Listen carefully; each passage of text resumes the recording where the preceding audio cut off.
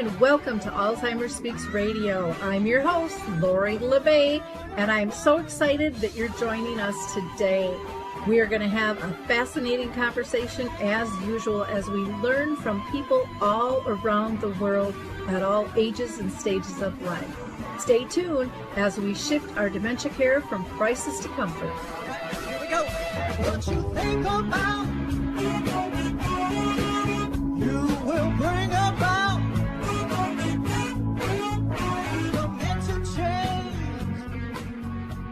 We will. Well, hi, everyone, and welcome back to Alzheimer's Speaks. I'm so thrilled you're going to join us today. We're going to be talking about, can cannabis really help with dementia? But before I go there, I first want to welcome anyone who is new to our show. Alzheimer's Speaks is about giving you sound information, not just sound bites. We want to have real conversations with real people all around the world. So maybe, just maybe, you can be our next guest. We have people who are diagnosed. We have family and friends, advocates, researchers, a variety of business professionals, entertainers, authors, you name it. Everyone is welcome on the show. So if you have a story or a product or service or tool you want to share, please reach out to me at radio@alzheimersspeaks.com. I also want to just mention, if you're not familiar, on our website, alzheimersspeaks.com, we have a whole bunch of free educational resources. So please check those out. There's audio, there's video, there's downloading of tools, there's groups you can participate, and more. So check that out. And also, please check out Dementia Map, which is a global resource directory that has over 150 categories you can search. It has an events calendar, a glossary of terms, some wonderful blog articles, and more. If you'd like a tour in our business and would like to get into it, let me know. We have both free and paid plans. And for users, we don't want any of your information. I know that sounds foreign nowadays, but that's how we roll. We want to protect you from any spam and hacking, and so we don't collect your personal data. So go ahead and check out Dementia Map, and again, alzheimersspeaks.com. We also have a book, Betty the Bald Chicken, Lessons on How to Care as well, which is a wonderful children's book. So let's go ahead and introduce you to our guest. So, Nikki, I am so excited to have this conversation with you today. But before we go there, do you mind introducing yourself? Sure. My name is Nikki Lawley. I'm located in Buffalo, New York, and I'm an active cannabis patient that became a patient unbeknownst to most people because I suffered a traumatic brain injury. I was working as a pediatric nurse, and one day my life changed.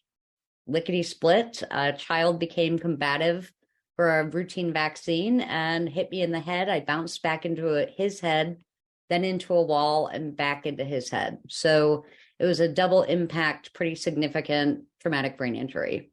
My life changed in a second. I no longer practice as a nurse, and I have turned cannabis advocate. Never thought I would ever say those words, but cannabis saved my life, and I'm here to just try and help remove the stigma, because the stigma is so great surrounding cannabis as medicine, and especially surrounding dementia and Alzheimer's. My grandmother actually passed away from Alzheimer's, as did my paternal grandfather. But my grandmother, I actually saw improvement. You're going to think it's kind of crazy. I was in the car with her, and I gave her a vape pen to just have a little hit or toke off of it.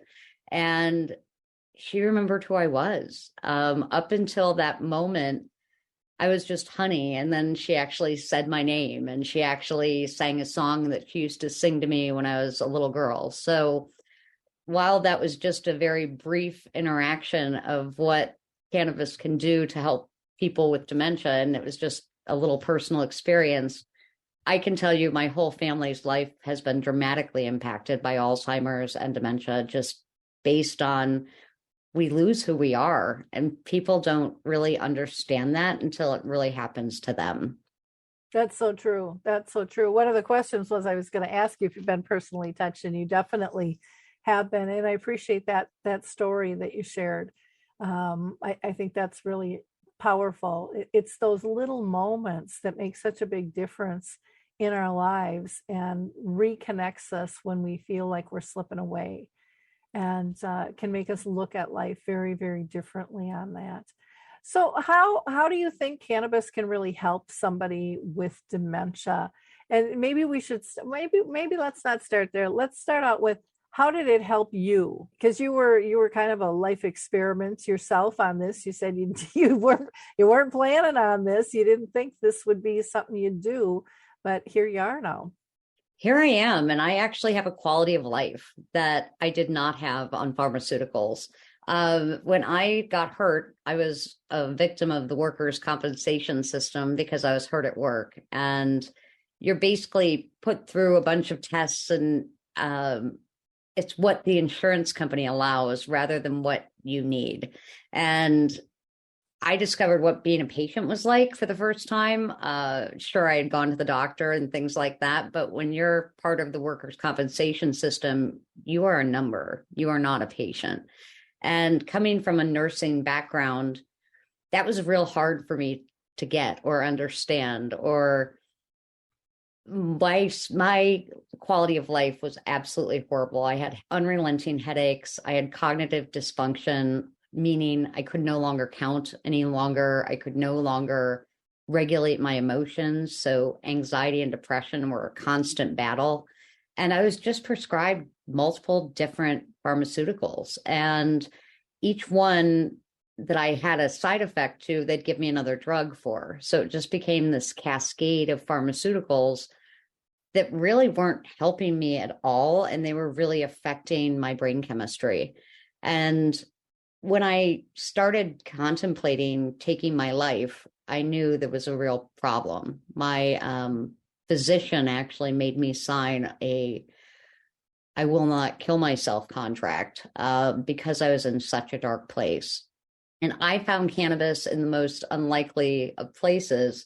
I never thought of cannabis as medicine. I never was taught about it in nursing school. I never really, if you smoke cannabis, you're just pothead, you're lazy, the stigma is really real. And I was one of those that believed that until it absolutely drastically changed my life. And how it did that was a really long-winded version, but the short Cliff Notes version is I found cannabis in Las Vegas, and it got me off the ledge, literally.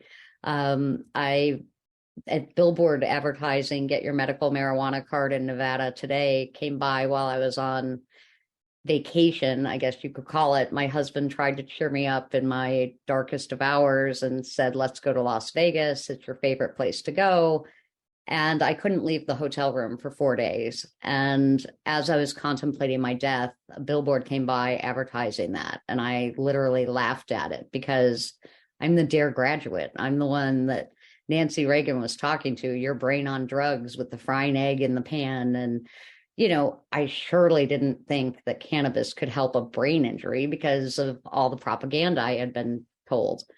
And that cannabis didn't change my life instantly. It wasn't like, oh, you have a toke and all of a sudden you're better. That wasn't the case at all. It was a trial and error of multiple forms of cannabis and using it with intention. Doctors are afraid to prescribe it. They can't actually, quote, prescribe it. They can only recommend it because it's considered a Schedule I substance.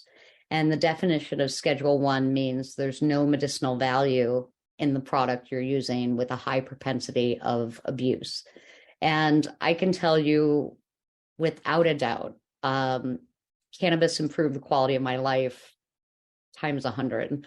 And the doctors, when you would share the story of, I was able to leave my hotel room for the first time in 4 days, and you share the story, I was able to eat, I was able to sleep.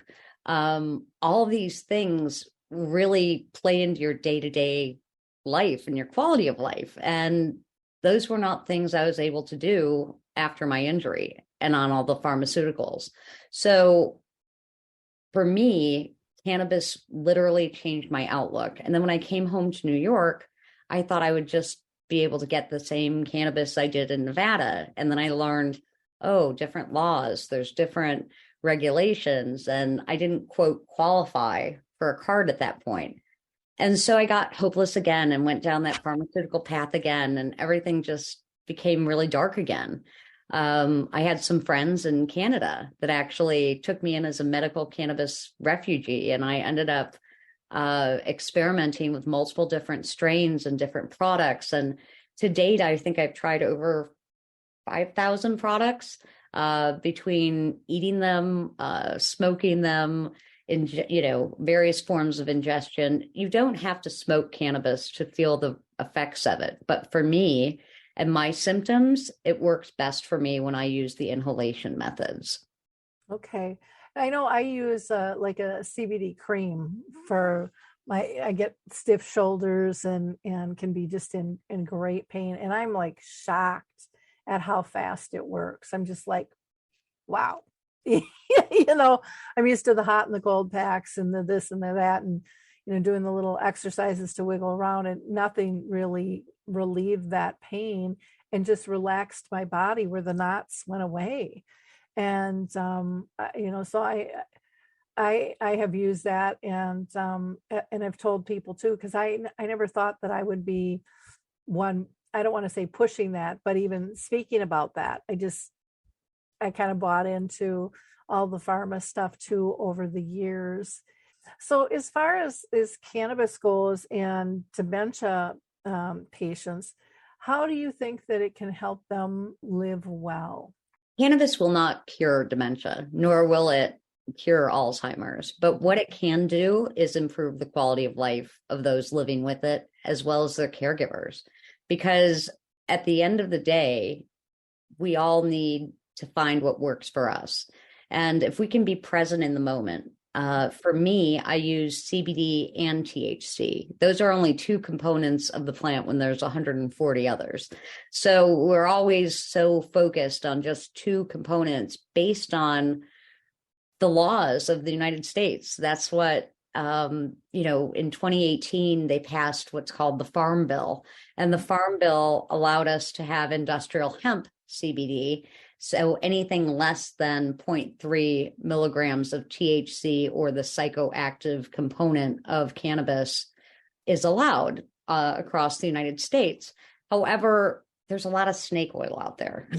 There's a lot of products that really aren't manufactured in like a good manufacturing process plant, or there's so much that is done kind of the cheap way instead of the right way, because it's not regulated like a pharmaceutical. So you've got to be really cautious when you're just using a CBD product over the counter, because you don't really know whose is good and whose isn't. So I highly recommend people get into the medical cannabis or marijuana programs that they have in their state, because most of them have pharmacists that can kind of guide you through this, because a lot of patients that have dementia are on a polypharmaceutical situation. So they have certain medications that won't interact well with cannabis. And that's important, that cannabis is not a cure-all. It's not a one-size-fits-all, and you have to be willing to trial and error it.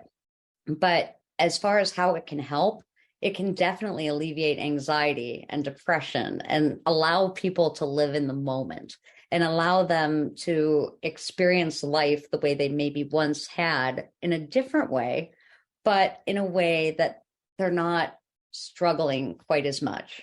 And I can say from my perspective, the cognitive function, when I have the right cannabis with the right chemical composition, including the right terpenes, which are the essential oils of the plant, my cognitive function improves dramatically. And I always say cannabis connects my dots. I'm always the girl in polka dots and a red blazer at all the events, because cannabis really does connect my dots. It allows me to put 1 and 1 equals 2 together when I can't usually do that without.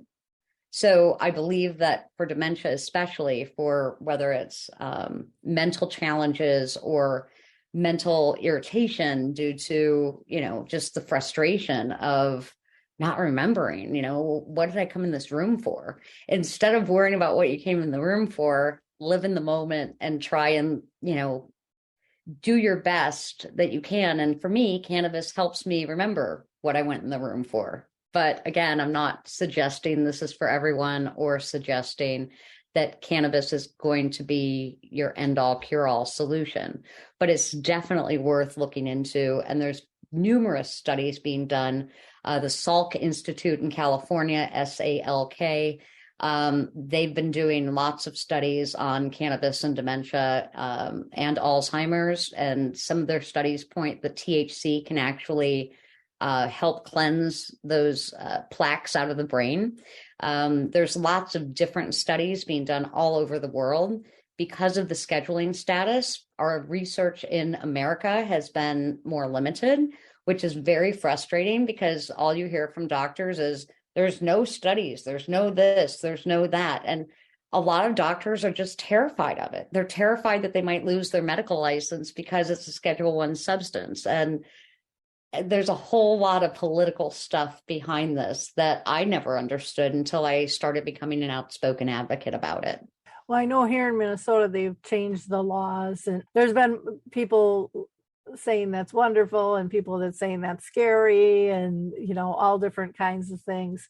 And I've heard from other advocates of CBD and cannabis where things have been misquoted in terms of articles and the misinformation that's been pushed out regarding it, saying it's dangerous. But yeah, it's dangerous because they have it at 1,000 times the level that would normally be, prescribed for anybody. I think with cannabis, I've talked with several people with dementia who have kind of dabbled in it. And, one of the things that many struggle with is anxiety. And it really helps alleviate that. And when they're not as anxious, they're not as stressed. And when they aren't those two things, their symptoms kind of subside. To me, I think it's worth, taking a look at. But again, do it in a smart fashion. Don't just buy it off the street, and really, really educate yourself. Now, are there some contraindications in terms of, maybe there's some people that just shouldn't really use this, or things they should look for if, as contraindications if they do try it out? One of the biggest contraindications is those that have a genetic predisposition to schizophrenia. Okay. That is not recommended for cannabis use. Also, those with really weakened heart muscles or heart challenges, because cannabis actually can relax so much that it relaxes that heart further. So those are two drugs that, or two conditions that one should be very cautious of. The other thing is go low and slow. So many people jump into cannabis with 2 feet, and then they just go to the dispensary and buy all these different packages of things and think they need to take the whole package. And no, that's really not the case. And that can then cause, nobody's going to die from cannabis, but it can cause unpleasant side effects, the effects that you're not looking to get high, you're looking for relief. But in actuality, if you take too much, it can have totally the opposite effect on you. So one of the things I often recommend patients do is, besides go low and slow, always have CBD on hand in addition to THC. If you're trying THC, to have CBD on hand, because CBD acts as an antagonist to THC. So one of the product recommendations I often say is use a 1-to-1, so equal parts of THC and CBD, because then that the kind of sort of they don't cancel each other out, but that effect is not going to be as prevalent as a high THC product with low CBD.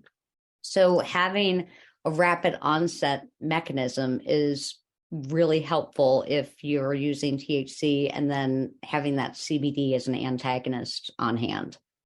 So, so are you saying that you kind of mix your own? Because I always thought and I have not been to a store, but I always thought that everything was kind of prepackaged. And again, I know that there can be an error margin in that depending on who's producing it and where it's from. Because I would for myself, I would feel a little nervous mixing things myself and dabbling, because no matter how much I researched, I wouldn't feel that I know enough to do that. That's why I really recommend going to a medical dispensary, getting your medical card, because you'll have more guidance than if you were just, quote, mixing on your own. I'm not one to mix anything on my own. I actually buy products that are a mid-range THC with CBD incorporated in it, because think of CBD almost as your Advil. It's very benign for most people, but CBD alone will not give you that pain relief or that. I mean, it can help. Don't misunderstand. Advil helps, but when it wears off, and you're left back in pain again. So I like to think of CBD as almost your daily medicine, and then add the THC as a co-friend to it to, really maximize the benefits of CBD, because they work together so well. They're very synergistic to each other. And a medical program is going to have more quality products than just your average street pharmacist or guy on the street, or even, going to the Rite Aid down the street. They have CBD products that might be very inexpensive, but that doesn't mean they're the right product for you. Okay. So, I always thought of THC with more hallucinations. I mean, that's kind of what I had heard. Is that something you experience, or is the dosage so low? The dosage it's very dependent on dosage, but for me, THC does not give me those psychoactive effects of hallucinations or anything like that. THC just more allows me to live in the moment. And again, that's such a big thing for me with the brain injury, because if you live in the past, thinking about all the things you used to be able to do, you're depressed. If you think about the future and all the things maybe you can't do, or you're worried about the bills, or you're worried about this and that and the other thing, that just gives you anxiety. But if you're able to live in the moment, which is what cannabis allows me to do, then you will have peace and comfort. And that's probably the biggest, best advice and most prolific statement I can probably make on this podcast, is just that. Living in the moment is so important, and understanding your limitations and your body, and listen to your body. Being your own advocate is the next part of my story. So going from nurse to patient to now advocate is teaching others how that the doctor in the white coat, while he's gone through lots of school, he spends 7 minutes with you, my friends. 7 minutes that you've got to tell your whole situation and your whole life and try and remember all that. And if you've got dementia, guess what? You've probably forgotten half of what you wanted to say to the doctor. And at the end of the day, they don't spend enough time with you to be able to really assess what you need. So being your own advocate and learning as much as you can about your own condition and your own body and your own limitations is what I really talk to people about. And for me, cannabis got me off 16 pharmaceuticals. It's replaced those pharmaceuticals because of its chemical constituents and what it's allowed me to do. I mean, sleep is a big deal. And a lot of people, there's CBD and there's also CBN. CBN is another component of the cannabis plant that really encourages sleep. And so a lot of people use CBD and CBN and they get that great night's sleep that they haven't been able to get for a long time. So again, that's one other little component of the plant that, people don't talk about enough. And as more states come online with adult use programs or recreational programs and medical programs, these are the things being talked about more in the medical aspect, in the medical realm. So it's just important to know your sources and do your homework and learn. There's not one website that I can actually recommend that you go dive into, but I can tell you, like, there's organizations such as healer.com, Dr. Dustin Sulak, he's really big with cannabis and dementia. Dr. Ruth Fisher has an amazing book called The Medical Cannabis Primer that I highly recommend everyone get, because when you start doing the research and you start understanding it, and then you don't feel quite as scared going into a dispensary. Education is first and foremost, and not enough of the right people are talking about it. And like you said, so many people are afraid, you don't, just for you to go into a medical dispensary, you're sort of like, ooh, do I really want to do that? Just because of the stigma surrounding it. So I'm trying to really normalize that conversation. Yeah, it is very interesting. I know I had Dr. Philip Blair on the show, a while back, and he was actually really helpful for our family who was kind of dealing with some stuff.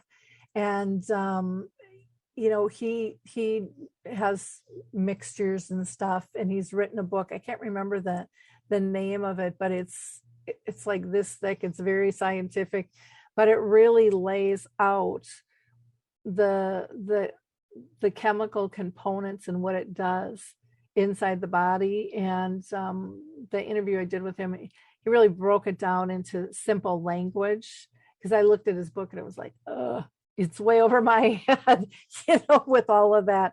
And he does some consultations and stuff there too.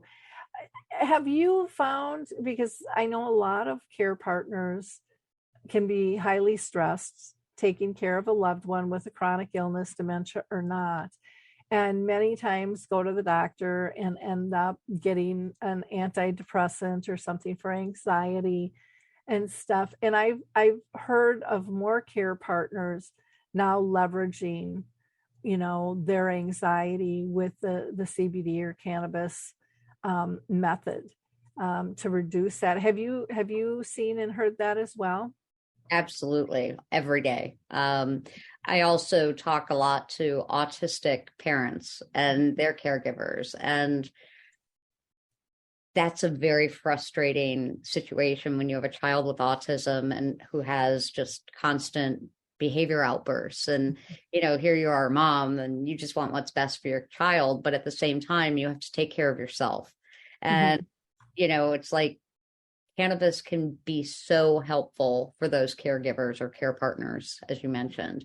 But it also can be a management for those, outlandish behaviors, those, moments of, extreme agitation and extreme frustration. And so one of the things I often ask people is, why aren't we talking about this more in nursing homes? I mean, think of how much more peaceful the nursing home would be if we were using CBD and low doses of THC. I mean, it would change the whole outlook. It would, people would be singing instead of fighting. People would be, resuming a lot of their old activities that they used to enjoy instead of being combative all the time. Again, it's not a one size fits all, and it's not for everyone, but these are sort of general statements. But I've also seen it in action and actually witnessed the dramatic improvement of using.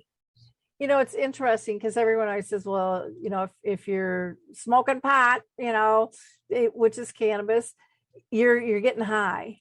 But we don't say people are high who are on a prescribed medication. And there's many people out there that are feeling that high on prescribed medications. And so there's kind of a double standard in terms of what that really means and what that really does out there. I mean, I think of, when my mom was in the nursing home, there were some people I would say were probably over medicated, and that was used as a restraint for some. And that was a common use, which, there's a big push to get away from that now. And what are people doing to offset that? Sometimes they're like, well, you can't live here anymore. And they just push them out the door labeled to the next place. And now they're moving and moving and moving. But nobody is really dealing with, how do we calm this person down? How do we get them centered, as a whole? And it's just an interesting process. For our listeners, if you are just tuning in right now, we are talking with Nikki Lawley, who is living with a traumatic brain injury and who has been sharing her experience in terms of using CBD to live a good life, to live well. Next, we are going to be learning about research and where to find more information, and then also that important piece of how do you talk to your doctor about this. Because again, we want you to be safe, we want you to make educated choices, and that's what we're about here on Alzheimer's Speaks. We know this isn't going to be for everyone. Not every show is for everyone. We realize that, but we also feel strongly that people have the right to educate themselves and make that decision for themselves and along with their doctor.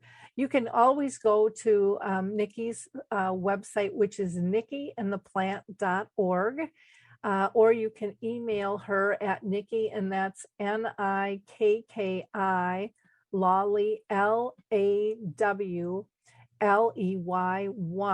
@gmail.com. She is also on YouTube, Facebook, and Instagram as Nikki and the Plant. And you can also find her on LinkedIn as well. So, Nikki, let's talk about research, because it's nice to talk about all this stuff, but what is research really saying? I would imagine there's got to be some positive things since we're seeing laws changing around this country. There are laws changing, and the color that the stigma has really given us, we've been conditioned in a certain way that, like you mentioned earlier, pot is bad, you're smoking it, it's a bad drug. And I don't get high, I get well. And so the research out there, and when you start diving deep, you can go down a Google hole and never come out. But PubMed has plenty of studies on cannabis and dementia, as well as other, illnesses. There's lots of organizations out there really trying to do more research, but funding and getting federal funding is near impossible. So that's why a lot of studies take place in Israel or Canada or Switzerland, or Australia, New Zealand. These are all countries really diving deep into cannabis as medicine. For me, cannabis is my medicine. I don't get high, I get well. And so, the more and more we talk about it, the more the government basically is forced to listen to the stories. It's the patient experiences. And I've changed so many hearts, minds, and lives just by sharing my experience, because they learn a different side of it than what they've been hearing. And being your own advocate is critical. And that means doing your own homework or having your care partner doing that homework with you. And there are going to be negative in the press. There are going to be people that are just going to be anti-cannabis no matter what you say. And that's okay. But I dare say they're going to be the ones calling me, asking me for the advice of how to dose their mother-in-law with dementia because she's struggling so bad. The people that are against cannabis the most are usually the ones who need it the most. So the research is ever evolving, and it's constantly, every day, there's new studies coming out. And one of the problems is they're usually very small groups of people instead of very large groups. And I think the more we use the plant, real world evidence is going to really ultimately be what pushes the research forward. Because the more, like a lab rat that is, running through a maze now because they gave it THC and CBD is a whole lot different than the person that can't remember how to get home from the grocery store. And so when you hear these stories of real world evidence and these lives that are being changed, that's what changes the politicians. People coming out of the cannabis closet. I was talking to a pharmacist yesterday, and he shared with me he had a brain trauma when he was 11 years old. And he said, I started smoking pot. I wasn't supposed to, but it helped me. And I couldn't explain then why it helped me. I couldn't understand why it helped me. But, there was no research then. It wasn't talked about like it is now. And again, I'm not advocating for people that have an 11-year-old child to start giving them cannabis aimlessly. But people self-medicate, and whether that's through alcohol, whether that's through cannabis, whatever it is, everyone's just looking for that quality of life. And so the more we can help guide them to use it the right way and the correct way with intention, I think we're going to see a whole lot more happy people and more pharma companies wanting to get behind the research, because pharma is already in cannabis, my friends. We already have, several FDA, not several, but a few FDA approved drugs that are isolated compounds. For me, it's a plant, and I use the whole plant rather than just an isolated compound of CBD or THC or a synthetic compound. But pharma needs to do what pharma does best, and that's have consistent dosing, have a certain control group of certain expectations and what they plan on. But at the end of the day, the real world evidence, I believe, is what's going to really propel it forward. Well, and I've heard people using it for inflammation, anxiety, depression, like you'd mentioned, autism, arthritis, cancer, Parkinson's, epilepsy. I mean, there's so many different variables of people using this, post-traumatic stress, all kinds of different things. And yeah, it's nice to see some of the research come out. It's nice to see conversations being had so that people can decide for themselves on even what's available, let alone what to choose. But I'm a big component of people need their options, and we can't give them options if we don't have conversations, on this stuff. Where can people learn more about cannabis and dementia as a combination factor? And these are all on my website, just so you know. Do you know how she spells her last name for Fisher? If she's got a C in there or not? No C, Fisher. Okay, great, wonderful. So let's talk about how do you approach your own doctor on this topic? I think for some people that could be, some people will just march in and ask the question, but I think some people go, I'm not quite sure how to do this. What's your advice?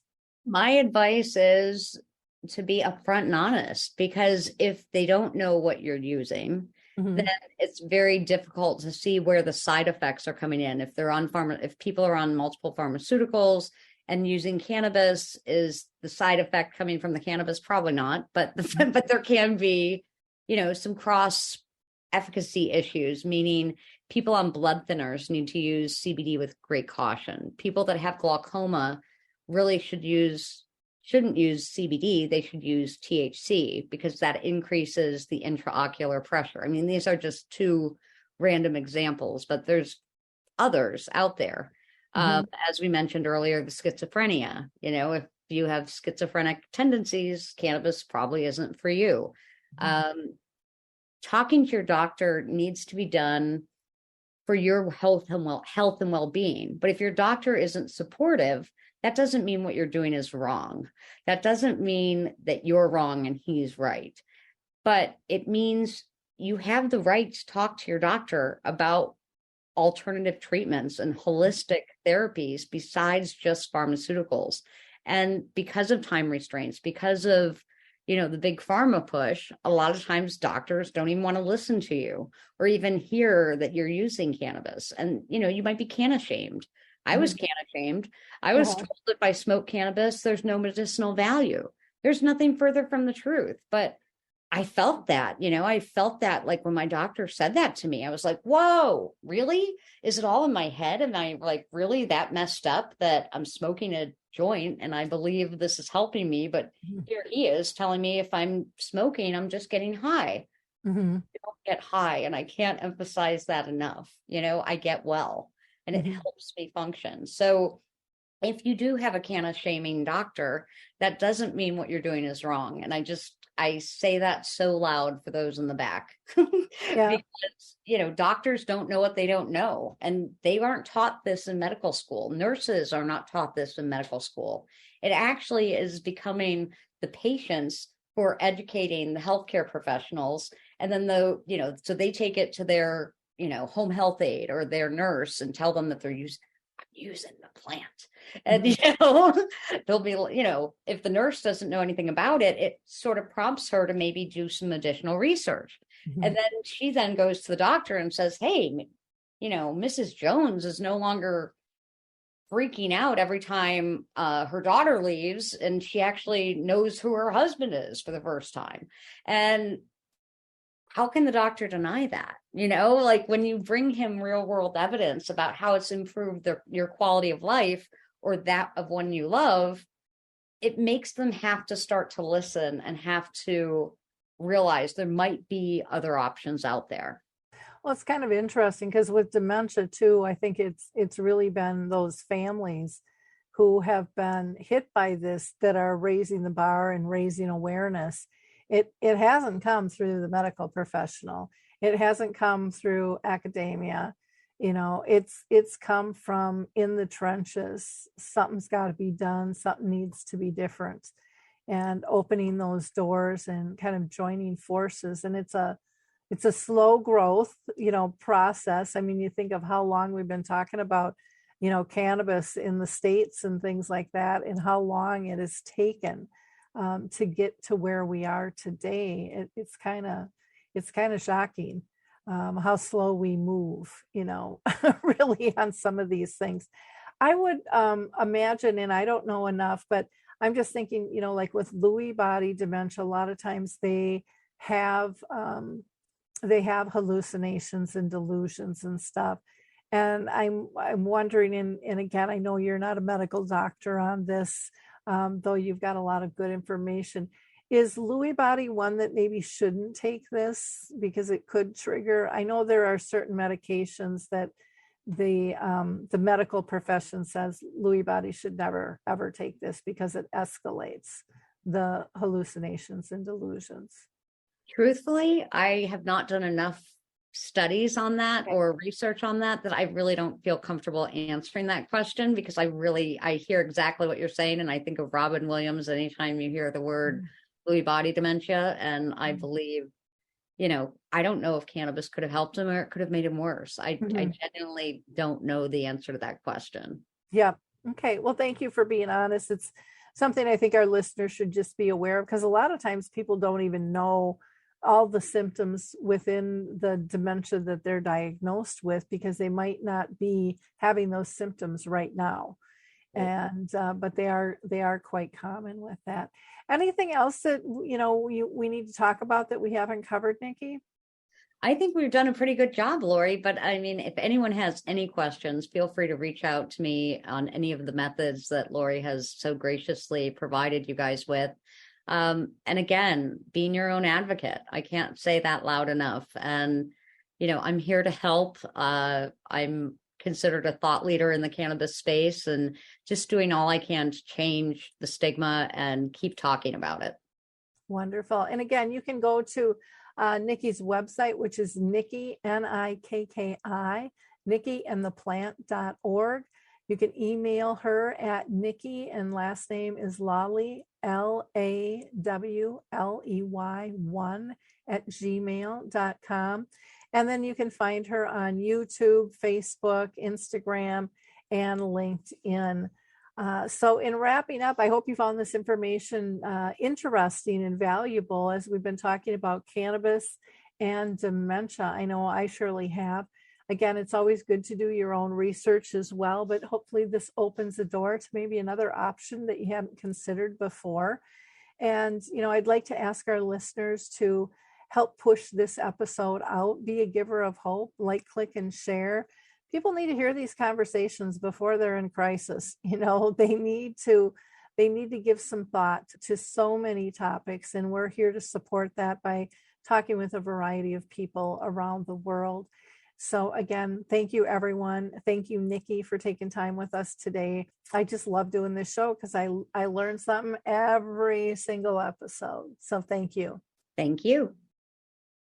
Hey everybody, Jared Sebesti here, host of Retire Repurposed. This podcast is dedicated to help people transition into fulfilling and purposeful retirements.